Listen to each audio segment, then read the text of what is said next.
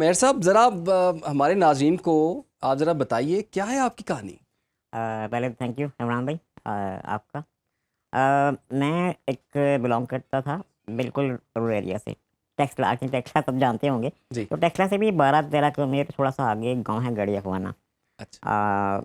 मेरी बर्थ हुई 35 ईयर पहले की आप बात करें तो उस वक्त तो बिल्कुल ही चीज़ें चेंज होती हैं। अब तो खैर काफ़ी टेक्नोलॉजी भी है, आईटी, इंटरनेट, तमाम लाइफ ही चेंज होती रहती है।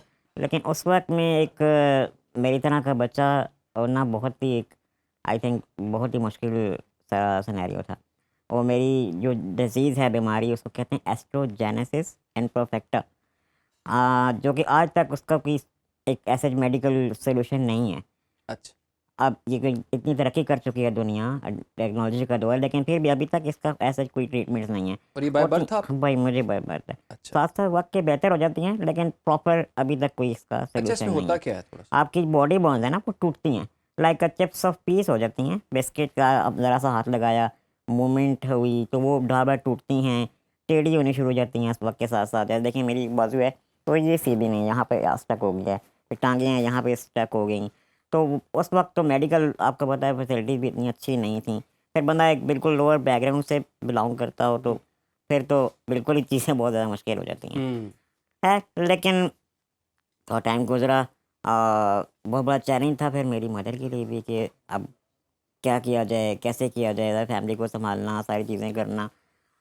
मेरी एजुकेशन सबसे बड़ा चैलेंज रहा है मेरे लिए, क्योंकि आज अभी भी मैं ये कहता हूँ कि अभी भी स्पेशल नीड्स के लिए कोई ऐसे हमारे मुल्क में अच्छे इदारे, स्कूल, कॉलेज, यूनिवर्सिटी फैसिलिटी नहीं है। हम्म।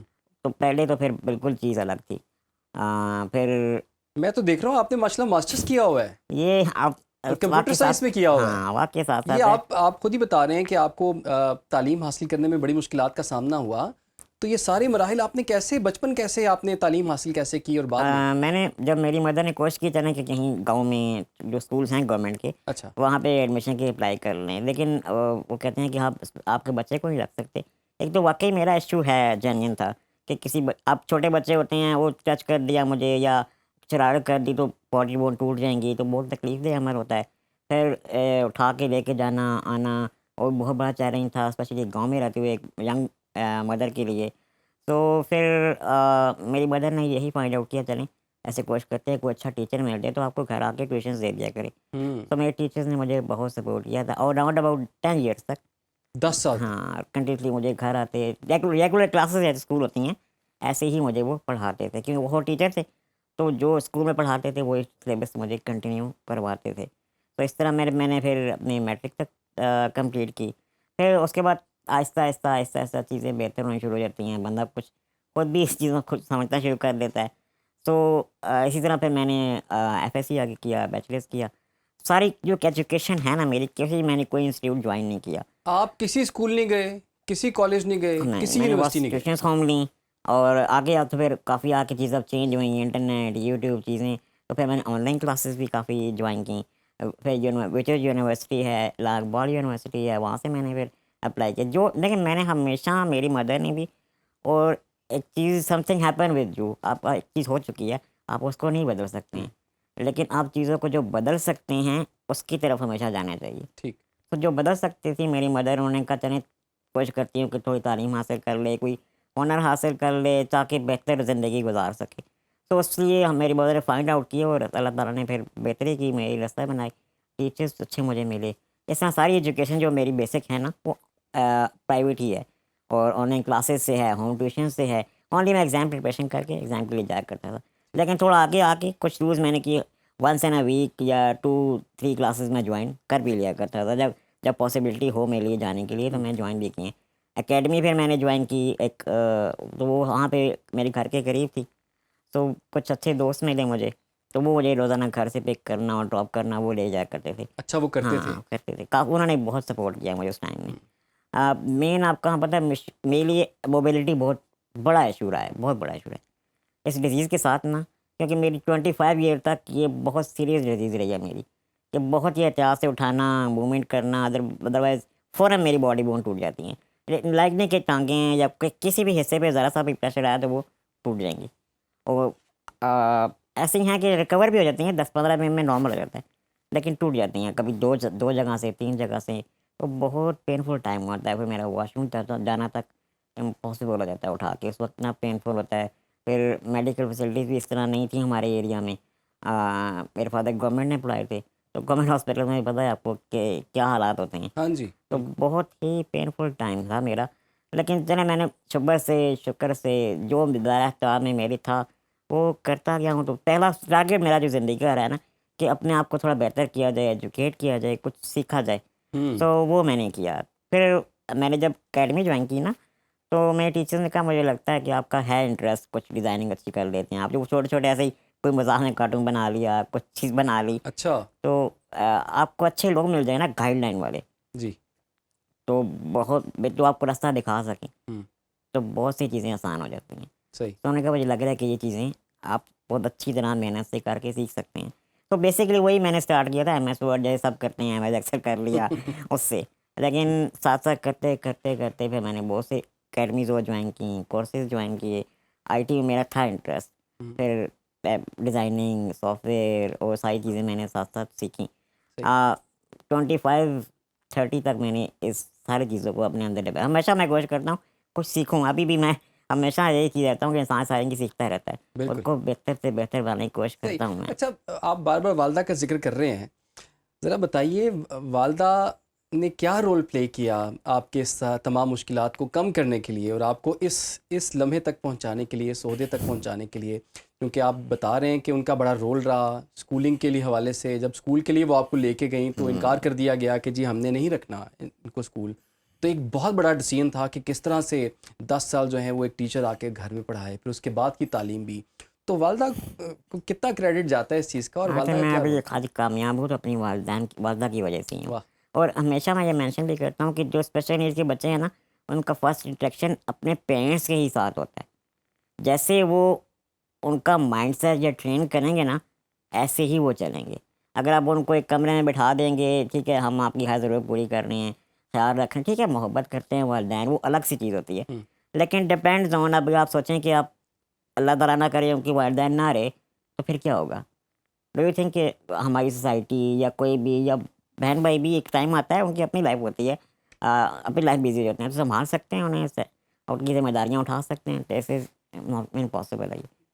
तो बेस्ट वे है अपने बच्चे को, डिसेबिलिटी या इश्यूज़ किसी के साथ भी हो सकते हैं। बिल्कुल। अब उन इश्यूज़ को कैसे लेके चलना है या उन्हीं को कैसे बेहतर बनाना है, ये पॉइंट ऑफ व्यू होता है। जैसे मेरा, मैं तो अल्हम्दुलिल्लाह चले मेरी फिज़िकल डिसेबिलिटी है, लेकिन मेंटली मैं बहुत स्ट्रॉन्ग था। चीज़ें सीख सकता था, इंटेलिजेंस थोड़ी थी, लेकिन वो ये है कि आपको वेज़ मिलने चाहिए, आपको उस तरफ लेके जाएँ, जिस तरफ आप जा सकते हैं। तो देखिए, मैं कुरान पाक मैंने स्टार्ट किया, तो एक उठा के लेके जाना मेरी मदर के लिए, वो एक इतना बड़ा चैलेंज था कि मैं एक्सप्लेन नहीं कर सकता। यंग एज थी, गाँव के लोग, आपको पता है, वो अजीब-अजीब से टॉन्ट बातें, तो बाहर आवाज़ें लगाना। आज भी हमारी सोसाइटी में ये हिस्सा है कि किसी औरत का बाहर निकलना मुश्किल हो जाता है। और हुँ, स्पेशली जिसका एक स्पेशल बच्चा है और एक 30-40 साल पहले की बात है, तो फिर तो बहुत ही इम्पॉसिबल चीज़ होती है। फिर टू बी ऑनेस्ट, कहीं शादी में जाना, कहीं किसी फंक्शन में जाना, वो मेरी मदर के लिए बहुत मुश्किल हो रहा होता है। क्या मैं इसको घर छोड़ के जाऊँ या साथ लेके जाऊँ? साथ लेके जाएँ तो मैं बताता हूँ, मेरी कज़न की शादी थी, तो मेरी मदर मुझे साथ ले गई हैं। तो ये बिहेवियर नॉर्मल होते हैं, मेरे लिए है, अब नॉर्मल हो सकती हैं चीज़ें। लोग आते हैं कि हो बहुत अफ़सोस हुआ, आपका बच्चा तो कैसे ज़िंदगी गुज़ारता होगा, आप पे ही बोझ बना हुआ है, पता नहीं क्या होगा आपके बच्चे का, आप नहीं रहेंगी। तो ये नॉर्मल चीज़ें हुँ, सुननी पड़ती हैं वालिदैन को भी। बच्चे को नहीं, लेकिन बहुत डिसअपॉइंटिंग चीज़ें होती हैं, मेंटली डिस्टर्ब भी करती हैं। बहुत एक डिप्रेशन भी होता है, और खुद ही बंदा कभी-कभी, जब छोटा बच्चा होता है, उसे क्या पता क्यों है, कैसे है, दूसरे हुँ। बच्चे को खेलते हुए देखना, नॉर्मल चीज़ें करना, तो खुद ही बंदा बहुत कभी-कभी डिसअपॉइंट हो जाता है। ऑब्वियसली दिल तो वालदा का भी, वालदा से ज़्यादा किसका दिल दुख सकता हाँ, है इस चीज़ परेशान पर? होती होंगी। आपका अपना दिल कितना दुखा होगा। तो आप किस तरह से इसको ओवरकम करते थे? हाँ, देखिए, मैंने फिर मेरी वालिदा ने हमेशा कहा कि मैं आपके साथ हूँ, जो आप करना चाहें, कुछ नहीं होता, बहुत बेहतर ज़िंदगी गुज़ार सकते हैं।